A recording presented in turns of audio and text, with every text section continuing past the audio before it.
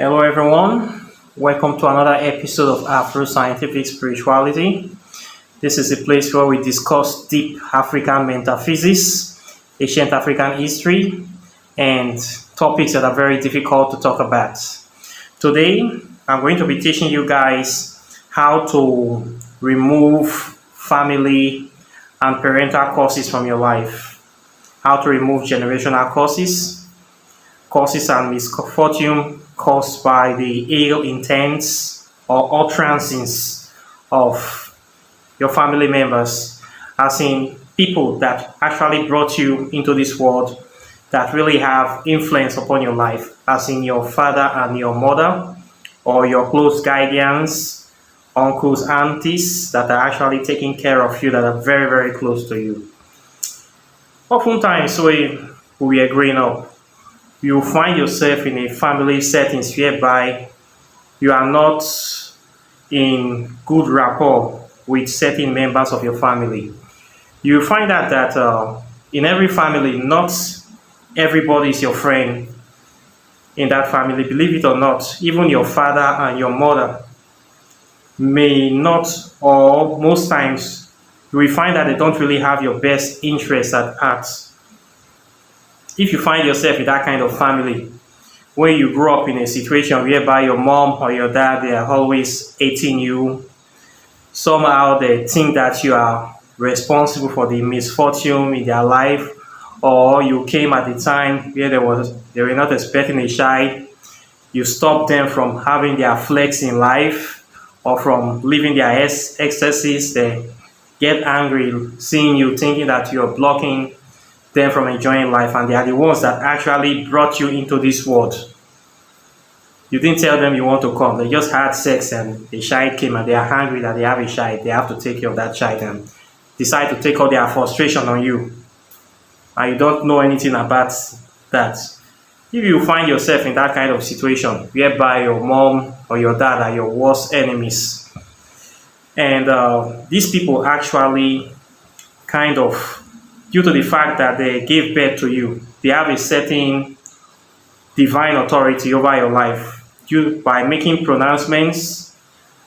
Due to the fact that they are your father or your mother, it can actually affect you in this lifetime. So if you are in that kind of situation that you feel that you are under pressure, you're under the psychological influence, depressing influence of these people, there are actually things you can do to wash that influence from your life, or to stop it, to reset yourself, reset your arrow, wash away all emotional anger, hatred, projections that have been directed over you during the years. You can actually take all that from you, and I'm going to teach you how to do it in this video. It's very, very simple, powerful, effective method of resetting your arrow, resetting your chakras, your body vibration, to wipe off all those negative attachments, those insults, things that they have thrown at you, always telling you you are good for nothing, you cannot do this, you cannot do that, saying all kind of trash. Things are not true, trying to make you hate yourself, trying to make you feel self-hatred, feel depressed, feel inferior.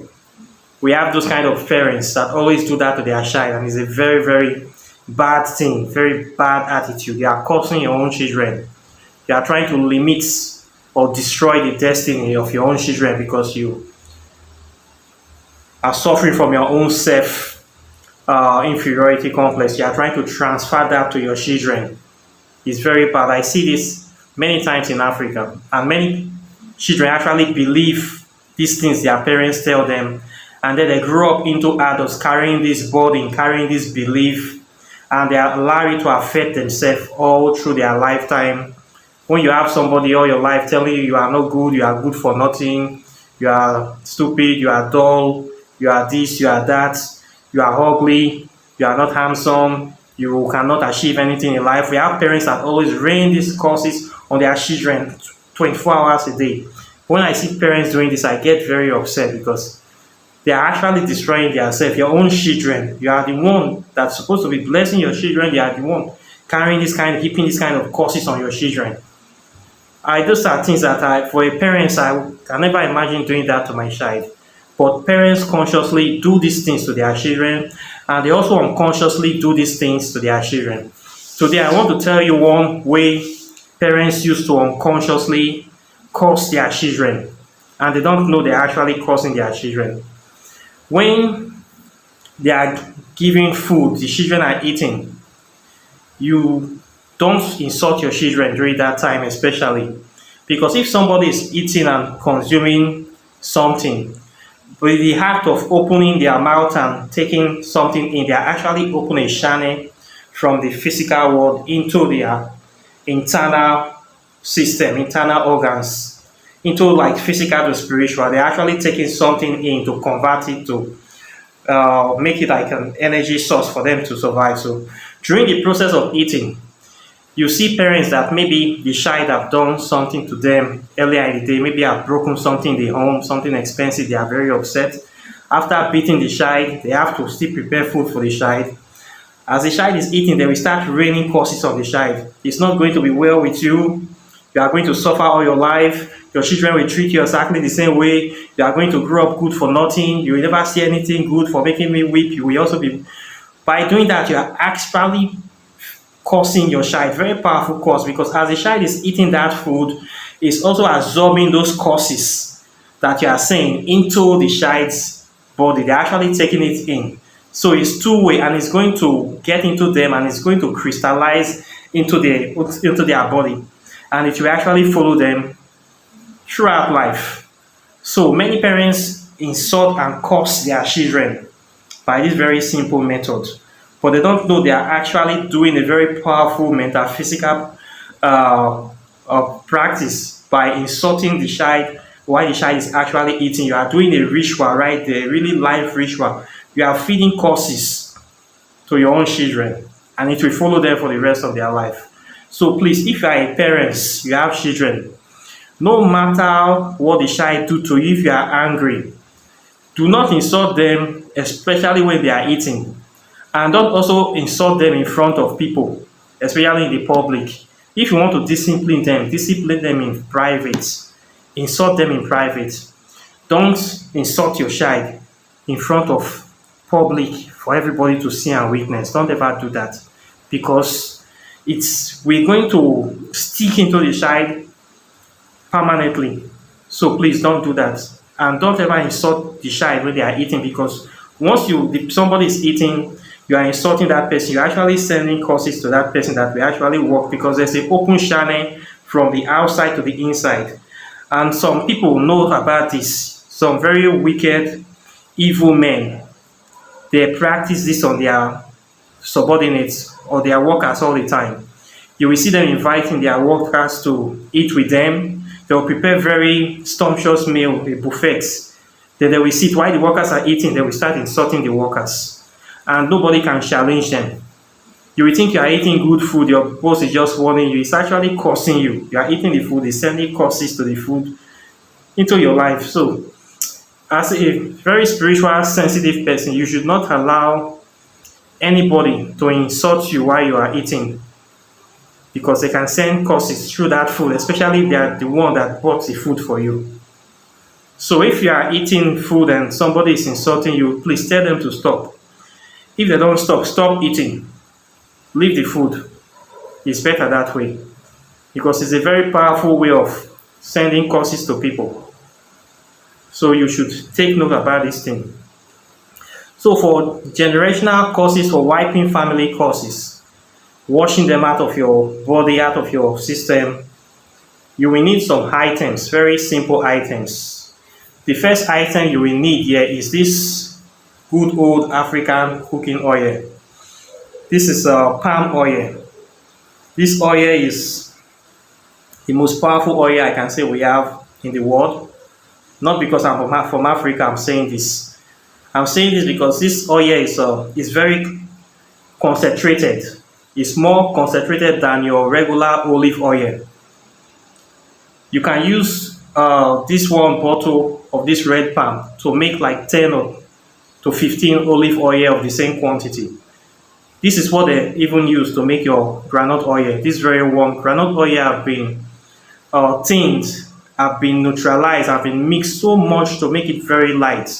So this is the oil we use in Africa, especially in West Africa, for cooking and for spiritual work. This is the oil we use for African spirituality. This is what the ancestors and the gods accept.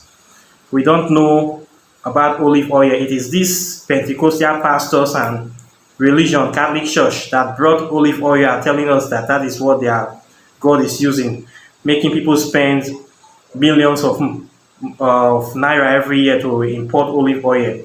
This is what you need for African spirituality. This oil is very powerful on its own.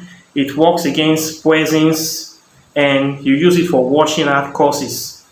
If somebody ate something poisonous, you drink this, it's going to neutralize it. It neutralizes many things, and it stops many curses, and we use it for anointing, and we use it for giving the gods, and we also use it for cooking.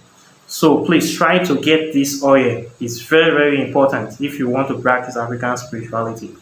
So you will need this oil. Then the next thing, you're going to need your good old garlic. Very necessary. Then you are going to need ashes. I have some ashes that I have burnt here. These ashes can come from anything that have been burnt, but I prefer burnt leaves. These ashes is very, very powerful components. This is what we use to enter the spirit world in African spirituality. Because for something to become ashes, they have to pass through an alchemical process of death.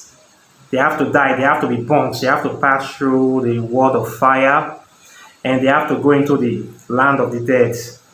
So anytime you see ashes, you know that it's very serious. We are talking about something outside this world, the land of the dead, the spirit world. So ashes is very, very powerful, and this is what we use in African spirituality to travel to the realm of the ancestors, or to walk in that realm. So you will need to burn something and get the ashes. Then the fourth item is your good old black soap. This is a Dudu Oshun soap. We have the African black soap that we normally use. They are very good for cleansing and many other things.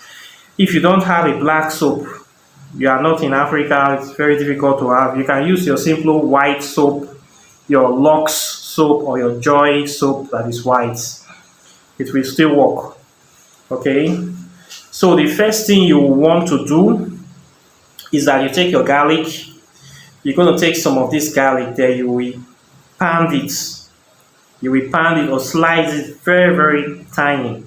Okay? Because you are going to be bathing with it. First you pound it. Then you take your soap. You're going to slice the soap into tiny pieces, very tiny pieces of fine particles. There are some liquid black soap that you can just mix. If you don't have those ones, you have to slice your soap into very tiny bits. So easy for you to get with the sponge. Then you're going to mix the garlic, the ashes, and the soap together. Okay? You're going to mix it all to create like a paste, one big paste in a big bowl. You mix everything together. Then you're going to get native sponge. We have this native sponge that looks like a bird's nest. You can see it on the screen here. It is very important we use it for spiritual work, because most times when you use it to wash away things from your body, so you use them once. Once you wash, after finish bathing, you throw the soap away. You throw the sponge away. That is how it is used. But if you are living in outside Africa, you can't get the sponge. You can use your regular sponge, but it's not so advisable, but you have to be careful. After using the sponge, you might want to soak it in salt water, very concentrated salt water, to neutralize all the curses you have washed out of that sponge, so you can use it again. But it's only on extreme cases that I recommend this. But if you can find a way to get African swange, the bird's nest, you get it. If you cannot get it, if you can be able to buy like 3 or 4 swange, once you use one, you throw it away. You use and throw away. It's better that way. Okay, when you're throwing it, you wrap it in a black bag and keep it somewhere. No eyes are supposed to see that swange. No eyes should set. Somebody should see it. Okay, it's part of the rite. So after you have mixed it, the first thing you want to do is that you're going to rub this oil all over your body. Okay, you're going to rub it from your head to your toe. You rub it like you're rubbing cream everywhere. You have to cover yourself with this stuff from head to toe. Then you wait a few seconds. Then the ashes and the soap that you have mixed with the garlic, you're also going to rub it all over your body. When you rub it, it's going to stick on top of you. You're going to look like Rambo from First Blood 2. You know, when he went into the mud, you're going to look like somebody from the swamp. You're going to rub every part of your body, allow it to permeate all over you. Then you're going to be in that condition for like 2 minutes to let it soak into your body, to absorb every negative attachments, vibrations that have been inside your body. Then you're going to take your swange after you have let it settle like 2 to 3 minutes. Then you take some of the soap and you start with water and you start bathing. If you are bathing, you are going to be saying, repeating how you're washing away curses, generational curse, family curse, poverty, debt. You're going to be saying that how you're washing away everything from your body. You are going to use this to bath and wash all those negative vibrations from you. Okay? After doing this bath, you should do it at night time. You should not clean it, let the water dry off, you go to bed. You are going to do this bath like about 4 times. Maybe you do 2 times this week, you do the next time this week, 2 times again, the same day. When you finish it bath, the swange, you are going to tie it up, keep it in a place that no eye should see it. After some time, you throw it somewhere where nobody will be able to get it. Okay, no eye should see that swange. So that is how you wash all these curses from you. If you have done this successfully, you are going to feel new, like a newborn baby. Those negative vibrations and curses that they have attached themselves to your body, to your arrow. You are going to reset your arrow. You are going to clean it of all those toxins, so you'll be looking brand new. So those curses from family line, from parents and mother, you are going to wipe them up from your body. Okay? If you are sick or maybe you are having spiritual attack during this time, this will also wipe everything away from your system. So you're going to be reset as a shining new, brand new human being. So this is how we do it. Okay? I want you to try it. That is very, very powerful.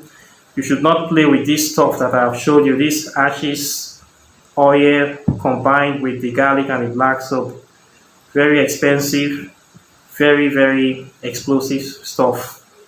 Okay, so you should try it out. I would like to know your opinions.